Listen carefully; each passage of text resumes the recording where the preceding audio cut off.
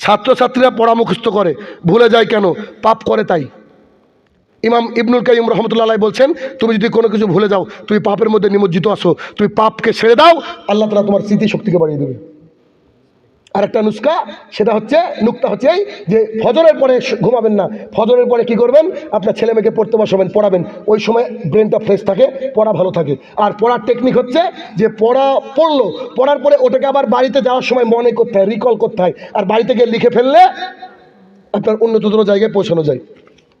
বর্তমানে মাদ্রাসার ছাত্রদের জিন্স প্যান্ট পরা কি জায়েজ? জিন্স প্যান্ট পুরুষের জন্য পরা জায়েজ, যদি না সেটা টাকনুর নিচে যায়, অসুবিধা নেই, অবশ্যই পড়তে পারেন, কোনো অসুবিধা নেই। শিরকে আকবার করলে কি ইখলাস থেকে বেড়ে যাবে? অবশ্যই। শিরকে আকবার মানে সবচেয়ে বড় গুনাহ। তো সবচেয়ে বড় গুনাহ, কবরে গিয়ে ফুল দিচ্ছেন আপনি, কারণ প্রতিকৃতিতে মাল্যদান করছেন, ঠিক আছে না? তাহলে এগুলো হচ্ছে ইসলাম থেকে বেড়ে যাবে। বিড়ি গুল খেলে কি হবে? আচ্ছা, নামাজদার পর সাজদার সময় পা গুটানো যাবে কিনা? জি, এটা হচ্ছে মুসলিম শরীফের হাদিস 828 মেবি। তো যখন আপনি সিজদা করবেন, দুই পায়ের গোড়ালি এক জায়গায় এরকম হয়ে যাবে, আবার যখন সিজদা শেষ হয়ে যাবে এরকম।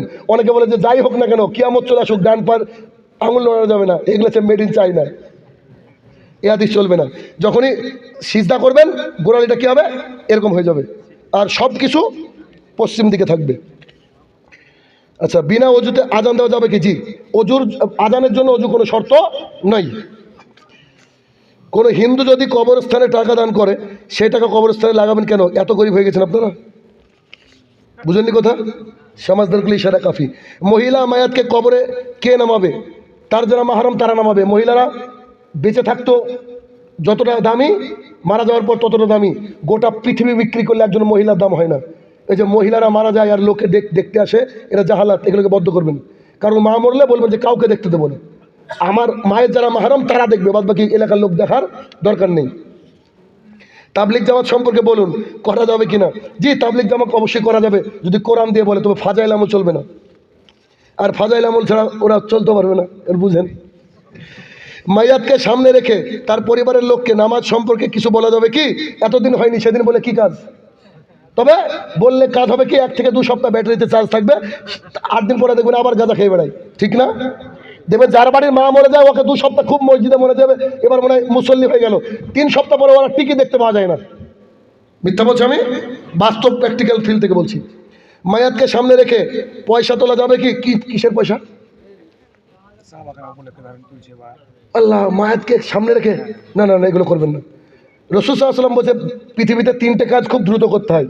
ইয়াং ছেলে হয়ে গেলে বিয়ে দিতে হয়, নামাজের ওয়াক্ত আসলে নামাজ পড়ে নিতে হয়, আর কি, কেউ মারা গেলে সঙ্গে সঙ্গে দাফন করে দিতে হয়। কোনো রকমের কোনো ছেলে কেরালে আসছে, দরকার না ছেলে আসার, আপনি কবরস্থ করে দেন। এসে কি করে? ও কাঁদে, বরং ওর ক্ষতি হয়। জল্লিন নাকি দল্লিন, এর মধ্যে কোনটাই সঠিক?